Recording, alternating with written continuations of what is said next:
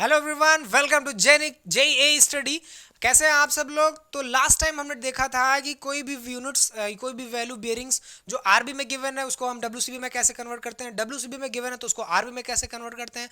आज हम सीखेंगे इंक्लूडेड एंगल क्या होता है, बैक बेरिंग क्या होता है, फोर बेरिंग क्या होता है, बैक बेरिंग फोर बेरिंग में क्या रिलेशन होता है, इंक्लूडेड एंगल से रिलेटेड क्या क्या कंसेप्ट हैं, है ना। मैग्नेटिक डिक्लाइनेशन क्या होता है, इंक्लूडेड एंगल क्यों फाइंड, क्या रीजन है, ठीक है। इन सभी चीज़ों को हम सीखेंगे। बस इन सभी चीज़ों पर चर्चा करने से पहले आपके साथ, इन सभी चीज़ों पर डिटेल डिस्कशन से पहले, आई होप कि आप सभी अपने इस चैनल जेनिक जेईई स्टडी पर आ चुके होंगे और इसको एक सुपर चैनल, सुपर से ऊपर चैनल बना चुके होंगे। और अगर नहीं आए तो आ जाइए और बेल आइकन को प्रेस जरूर कर दीजिए, इससे आने वाले सभी नोटिफिकेशंस जरूर आप तक पहुंचते रहें। सेशन को शेयर करना मत भूलना और लाइक करोगे तो मुझे खुशी होगी। ठीक है, तो चलिए अब स्टार्ट करते हैं। बिना एक क्षण गवाए हुए स्टार्ट कर देते हैं, अपने काम पे स्टार्ट हो जाते हैं। तो फर्स्ट क्या है, हम डिस्कस किए थे आपके साथ कि बैक बेरिंग क्या होता है, whole circle bearing, RB bearing, आप सारी चीज़ें समझ चुके हैं। ठीक है, डिफ कंपास में, प्रिज्मेटिक कंपास में, सर्वेयर कंपास में बेसिक क्या डिफरेंस है, वो उनके पार्ट्स के बारे में एक बार मैं आपको समरी फटाफट जल्दी से बता देता हूं ताकि आपको कंफ्यूजन ना हो। ठीक है, जिससे जो है आप को कोई डाउट ना हो, उसके पार्ट्स के बारे में थोड़ा सा डिटेल डिस्कशन में और जल्दी से दे देता हूं फटाफट आपको। उसके बाद हम बात करेंगे फोर बेरिंग, बैक बेरिंग के बारे में। ठीक है, तो चलिए स्टार्ट करते हैं फटाफट। जो हमारा क्या नाम है, सर्वेयर कंपास और प्रिज्मेटिक कंपास के बारे में जो मैं डिस्कस कर रहा था आपके साथ। ठीक है, तो यहाँ पर देखिए आप डियर, जो है ये आपका सर्वेयर कंपास है और ये प्रिज्मेटिक कंपास है। सर्वेयर कंपास में इससे कंपोनेंट्स, इनके मैं कंपोनेंट्स के बारे में अगर बात करूँ मैं डियर, तो सब इसके कंपोनेंट कई होते हैं, जैसे पाइवोट, पाइवोट जिसे कीलक बोलते हैं। ठीक है, दूसरा graduated circle, graduated circle, magnetic needle. ठीक है, मैग्नेटिक निडल हो गया। ठीक है, पाइवोट हो गया, eye vane, object vane, object vane. ठीक है, आई वेन हो गया, ऑब्जेक्ट वेन हो गया, कंपास बॉक्स हो गया,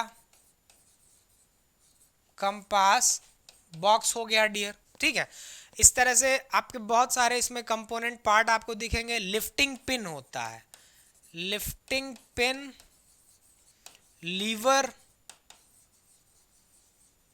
ठीक है, ब्रेक पिन, ब्रेक पिन। ठीक है, बहुत सारे ये कंपोनेंट आपको मिल जाएंगे यहाँ पर। स्प्लिट, ये लेवल ट्यूब भी देख रहे हो आप साथ में, तो लेवल ट्यूब भी ऐड कर देते हैं भाई, कोई दिक्कत नहीं है। ठीक है, प्रिज्म होता है। ठीक है, बहुत सारे इसमें जो है आपको पार्ट्स मिल सकते हैं। लगभग इन सारी चीज़ों को मैं आपके साथ एक बार शेयर कर चूंगा, फिर भी एक बार फटाफट जल्दी से डिस्क्राइब करते हो जिससे आपको कोई दिक्कत ना हो। इस पर देख रहे हैं ये जो पाइवोट है, पाइवोट क्या है डियर, ये जो बीच में आप ग्रीन कलर का देख रहे हैं ना, यहाँ पर भी देख रहे हैं, पाइवोट इसको बोलते हैं, कीलक बोलते हैं। इसी के नीचे जो है मैग्नेटिक निडल होती है, पाइवोट, इसमें एक एगेट कैप भी होती है। ठीक है, और इसमें कुछ घर्षण सामर्थ्य वाला एक पत्थर होता है, स्टोन होता है। जब मैग्नेटिक निडल कुंद पड़ जाती है, ब्लंट हो जाती है, तो उससे जो है हम इसको पत्थर से, स्टोन से इसको घिस देते हैं, जिससे ये एक्टिव हो जाती है। और ज़्यादा दिक्कत होती है तो हमें इसको चेंज करना पड़ जाता है। ठीक है, ये दोनों चीज़ें आपको इसमें मिलेंगी। लिफ्टिंग पिन होता है जब आपका कंपास इसमें तो फोल्ड कर देते हैं, जो वेन्स आप देख रहे हैं इनको फोल्ड कर देते हैं। इसमें प्रिज्म लगा है, इसमें प्रिज्म आपको मिलेगा प्रिज्मेटिक कंपास, इसमें प्रिज्म का अरेंजमेंट नहीं मिलेगा आपको। इसको फोल्ड इसलिए कर देते हैं जिससे कि मैग्नेटिक निडल ऊपर चिपक कर कांच के ढक्कन में आ जाए, जिससे मैग्नेट इफेक्ट इसका संरक्षित रहे, कन्वर्जन रहे। दोनों के केस में यही होता है। ठीक है, एक ब्रेक पिन होता है, वो प्रिज्मेटिक कंपास में ऑब्जेक्ट वेन की साइड में मिलेगा, उसको दबाने से मैग्नेटिक निडल अगर इधर उधर कहीं फंसी है तो वो फ्री हो जाती है। और फ्री होने के बाद, क्योंकि ऑब्जर्वेशन लेने का पहला प्रिंसिपल यही है, थ्योरी यही है कि मैग्नेटिक निडल फ्रीली रुकना चाहिए अपने नॉर्थ में, ऐसा नहीं किसी प्रेशर में, किसी दबाव में। ठीक है, तो उसी तरह से आपको पढ़ाई भी यहाँ फ्रीली करना है। ठीक है, तो यहाँ फ्रीली करिए जो है, और चीज़ों को समझिए, अंडरस्टैंड करिए। तो यहाँ पर जो है ब्रेक पिन का अरेंजमेंट लेकिन आपको सर्वेयर कंपास में नहीं मिलेगा। सर्वेयर कंपास में ग्रेजुएटेड सर्किल जो है होती है एल्यूमिनियम की, हो सकती है। इसका डायमीटर 125 है, इसका 82 150 होता है। इस पे निशान जो है सीधे खुदे होंगे आपको। ईस्ट और वेस्ट आपस में इंटरचेंज होते हैं। नॉर्थ और साउथ, नॉर्थ पे यहाँ पे 180 डिग्री, साउथ पे 0 डिग्री होता है। क्यों होता है, कैसे होता है, कब हुआ था, ये सारी चीज़ें मैंने बता दी आपको। ठीक है, इसका निडल शार्प एज है, इसका जो है फ्लैट सरफेस है। इसका डब्ल्यू में ग्रेजुएशन होता है, इसका ग्रेजुएशन आरबी सिस्टम में होता है। ये पहले यूज होता था, इसको माइनस डायल खान दिक्सूचक भी बोलते हैं। इसको जो है प्रिज्मेटिक कंपास ही बोलते हैं। ठीक है, और ये इसमें जो है ग्रीन कलर के कांच का भी अरेंजमेंट होता है, धूप से बचने के लिए, आंखों पर ज़्यादा जोर न पड़े। इसमें जिधर से हम रीडिंग लेते हैं उधर से हम ऑब्जर्वेशन करते हैं, उधर से रीडिंग भी ले लेते हैं। इधर रीडिंग हम आई पीस की तरफ से लेते हैं, ऑब्जेक्ट वेन की तरफ में घूम के जाकर रीडिंग पढ़ना पड़ता है कांच के ढक्कन से। ठीक है, और दोनों में, दोनों को लेदर के केस में, लेदर के खोल में कवरअप किया जाता है। इसके ऊपर एक धातु का ढक्कन भी लगाया जाता है इसकी सेफ्टी के लिए, दोनों के ऊपर, और उनको लेदर के केस में रखा जाता है। ठीक, निडिल जो होती है मेटेलिक होती है, सेंसिटिव होती है, मैग्नेटिक निडल होती है। ठीक है, वो जो है आपका जिसे बोलते हैं मैग्नेट की तरह काम करता है, नॉर्थ को रिप्रेजेंट करता है, मैग्नेटिक नॉर्थ को रिप्रेजेंट करता है। आई वेन ऑब्जेक्ट वेन दोनों देख ही रहे हैं, दो हिंज ज्वाइंट पर जुड़ी होती हैं जो फ्लैट वेन्स होती हैं। इसमें आई वेन की तरफ एक स्लिट कटी होती है जिसमें से देखा जाता है, ऑब्जेक्ट वेन की तरफ ऐसे घोड़े का बाल या महीन धागा तार जो है लगा होता है, उसी से पास करा के हम अपने ऑब्जेक्ट को बाइसेक्ट करते हैं। ठीक है, कंपास बॉक्स दोनों में है। ठीक है, कंपास बॉक्स सेफ रखता है इसको एक्सटर्नल इफेक्ट से, टूटने फूटने से। Lifting pin, break pin, level tube भी देख रहे हैं यहाँ पे, बबल है, इसको हॉरिजॉन्टल प्लेन में लाइन कराने के बबल ट्यूब होता है। प्रिज्म इसमें अरेंजमेंट होता है, प्रिज्म का फेसेस जो होता है वो उत्तल होता है, जिससे कि ये इस पर निशान उल्टे खुदे होते हैं, तो ये प्रिज्म से देखने पर सीधे और बड़े दिखाई पड़ते हैं, आवर्धित मैग्नीफाइंग इमेज इसकी बनती है। ठीक, प्रतिबिंब बनता है। तो ये सारी चीज़ें थी डियर, जो मैंने आपको जो है एक समरी में बता दिया फटाफट। अब जो है, अब हम डिस्कस करते हैं, डिस्कस करने जा रहे हैं कि बियरिंग क्या होता है। फोर बेरिंग, बैक बेरिंग में आपसे बार बार बोल रहा था अपने लेक्चर में, मैंने बोला मैं इसको बताऊंगा। फोर बेरिंग, बैक बेरिंग क्या है, चलिए स्टार्ट करते हैं। Fore bearing and back bearing, okay, fore bearing and back bearing. तो आज हम डिस्कस करने वाले हैं fore bearing and back bearing. Okay, fore bearing और बैक बेरिंग भाई क्या है, क्या डिफरेंस है इसमें, ये सभी चीज़ें हम जो है जानेंगे और बहुत जल्दी जानेंगे। ठीक है, तो चलिए स्टार्ट करते हैं। Fore bearing, back bearing. Fore bearing dear, देखिए जैसे कोई आपकी सर्वेक्षण रेखा है, ठीक है, कोई आपकी सर्वेक्षण रेखा है, ये हमारा नॉर्थ हो गया। ठीक है, हमारी कोई सर्वे लाइन है डियर, कोई सर्वे लाइन जो है हमारी मान लेते भाई ये सर्वे लाइन है। ठीक, ओके, इसका नेमिंग मैं चेंज कर देता हूँ, लेकिन ठीक है, इसका नेमिंग मैं चेंज कर देता हूँ, A and this is B. अब मेरी बात ध्यान से सुनिए आप, अगर हम सर्वेक्षणकार ए से स्टार्ट करते हैं और बी की तरफ बढ़ते हैं, तो पहला पॉइंट हमारा ए है ना, फर्स्ट पॉइंट, और सेकंड पॉइंट क्या है, बी है। ठीक, ए से जब हमने वर्क किया किसकी तरफ, हमारी ग्रोथ डायरेक्शन किधर है, टूवर्ड्स बी, ए से बी की तरफ है, ए से बी की तरफ है। और डियर इसमें मेजरमेंट जो बियरिंग होगा वो पहले आपका ये अल्फा हुआ, पहले ए से मेजर किया, तो ये इसका जो डायरेक्शन है वो टुवर्ड्स प्रोग्रेसिव डायरेक्शन है, ए से बी की तरफ। ठीक, तो ये इस डायरेक्शन के लिए हमारी अगली मतलब हमारी progressive direction A to B हो गई, तो इसकी बियरिंग को हम ए बी ले सकते हैं, फोर बियरिंग को हम ए बी लिख सकते हैं, और ए बी क्या है, अल्फा है।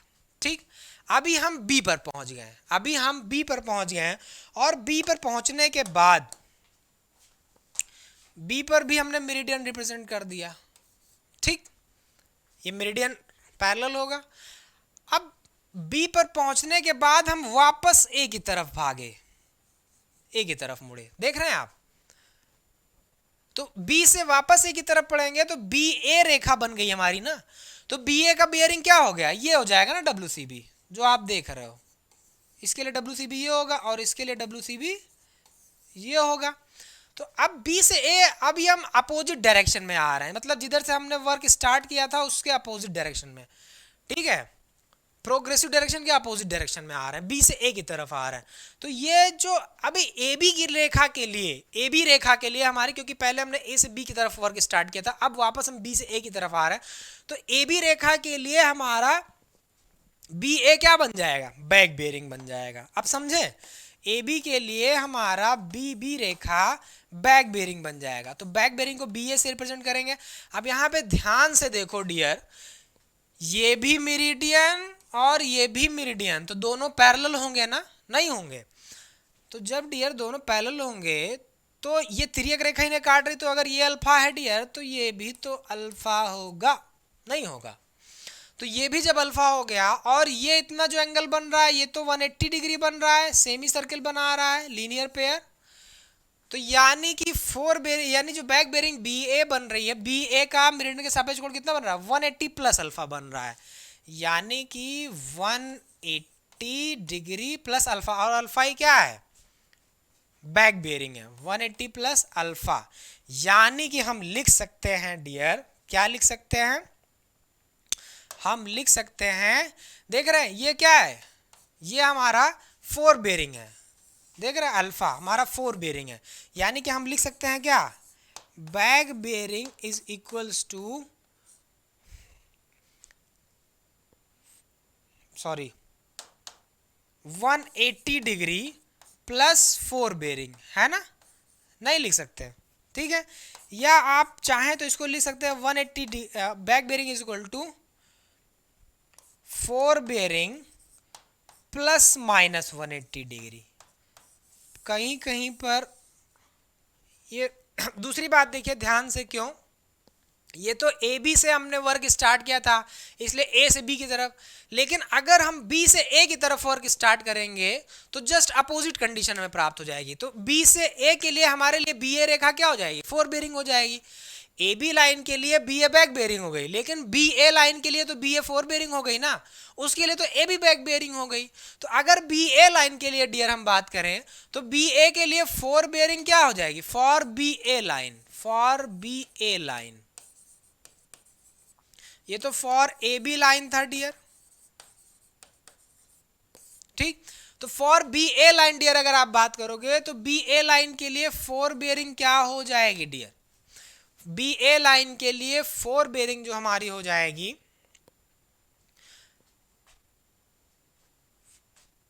180 degree plus alpha, 180 degree plus alpha, यही हमारा। या इसको अगर हम थोड़ी देर के लिए बीटा मान लें डियर, क्या मान लें, beta. Back B A line जो हम मान रहे हैं डियर, इसको बीटा मान लें, क्या मान लें, B A is equals to beta मान लें, ठीक। तो बैक बेरिंग क्या हो जाएगी डियर, यहां पर ध्यान दीजिए, अभी हम बैक बेरिंग ए बी हो जाएगी ना इसके लिए, और ए बी की वैल्यू क्या होगी डियर, ए बी की वैल्यू यहां पर जो होगी ये वैल्यू होगी ना, ठीक, ए बी की वैल्यू ये वैल्यू होगी, यानी और ये वैल्यू किसके बराबर होगी, इसके बराबर होगी। और ये वैल्यू हमें कैसे मिलेगी, बीटा में से 180 डिग्री सब्ट्रैक्ट करेंगे, यानी कि बीटा माइनस 180 डिग्री, ठीक। और बीटा क्या है डियर, बीटा फोर बेरिंग है ना, बीटा फोर बेरिंग है कि नहीं, beta is fore bearing minus 180 degree. और ये आपका क्या है, back bearing A B, back bearing क्या है, back bearing is equals to A B हो जाएगा इसके लिए, ठीक। तो ए बी यहाँ पे बैक बेरिंग हो गया, ए बी हमारा क्या हो गया, बैक बेरिंग। तो back bearing is equal to fore bearing minus 180, यहाँ पे back bearing is equal to fore bearing plus 180। तो इसीलिए ऑल ओवर अगर हम लिखना चाहें डियर तो क्या ये नहीं लिख सकते हैं, back bearing is equal to fore bearing plus minus 180 degree, क्योंकि जब हम ए बी के लिए बात कर रहे थे डियर तब तो उसके लिए वो back fore bearing A B हो गया, बी ए बैक बेरिंग होगा। लेकिन जब बी ए के लिए बात करेंगे तो जो उसके लिए फोर बेरिंग होगा उसके लिए बैक बेरिंग हो जाएगा, जो उसके लिए बैक बेरिंग होगा उसके लिए फोर बेरिंग हो जाएगा, चेंज हो जाएगा। तो इसी चीज को ध्यान में रखते हुए यहाँ पे लिखा गया है dear, fore bearing is equals to back bearing plus minus 180 degree. इतना क्लियर है कि नहीं, अगर क्लियर है तो फटाफट मुझे कमेंट बॉक्स में रिप्लाई करिए, मैं आपके कमेंट का इंतजार कर रहा हूँ, फटाफट करिए, ठीक है। तो चलिए ये आपका हो गया फोर बेरिंग और बैक बेरिंग को कैसे हमें रिप्रेजेंट, क्या रिलेशन होता है फोर बेरिंग में बैक बेरिंग में। आई थिंक चीज़ें क्लियर होंगी। अब डियर क्या है कि फोर बेरिंग और बैक बेरिंग आपको पता चल गया है। अब किसी भी रेखा का, चाहे वो डब्ल्यूसीबी में गिवन हो या आरबी में गिवन हो, तो आप उसका फोर बेरिंग बैक बेरिंग निकाल सकते हैं। बहुत सिंपल सा कॉन्सेप्ट आपको बता रहा हूं मैं डियर, हमेशा याद रखिए फोर बेयरिंग और बैक बेयरिंग में 180 डिग्री का डिफरेंस होना चाहिए। ऑलवेज रिमेंबर, अगर फोर बेयरिंग 180 डिग्री से कम है तो उसमें तुम 180 डिग्री ऐड कर दोगे, उसका बैक बेयरिंग मिल जाएगा। अगर फोर बेयरिंग 180 डिग्री से ज़्यादा है, तो ऑल ओवर इतना जानिए कि फोर बेयरिंग बैक बेयरिंग में 180 डिग्री का डिफरेंस होना चाहिए। या तो 180 degree fore bearing back bearing से कम होगा या तो ज़्यादा होगा, या तो back bearing 180 degree fore bearing से कम होगा या तो ज़्यादा होगा। तो इन चीज़ को आपको ध्यान रखना। ये this is applicable for what, whole circle bearing. देख रहे हैं इसमें जितने भी एंगल मैंने लिए होल डब्ल्यूसीबी में लिया है। लेकिन मान लीजिए कि अगर आरबी सिस्टम में गिवन है, तब क्या करोगे आप। तो आरबी सिस्टम में गिवन है, उसका एक तरीका हमारे पास टेक्निक है, या तो हम उसको डब्ल्यूसीबी में कन्वर्ट कर लें फिर उसको कन्वर्जन करें, और डायरेक्ट में तरीका आपको दो मेथड, मैं आपको दोनों टेक्निक बता दे रहा हूं कैसे आपने करना है। ठीक है, जैसे अब डब्ल्यूसीबी का तो फंडा आपको समझ में आ गया। ठीक है, अब मान लीजिए आरबी सिस्टम में कोई वैल्यू गिवन है, तब उसके लिए क्या करते हैं। जैसे मान लीजिए कोई लाइन है अपना, ठीक है, थोड़ा सा ये क्वाड्रेंट हो गया।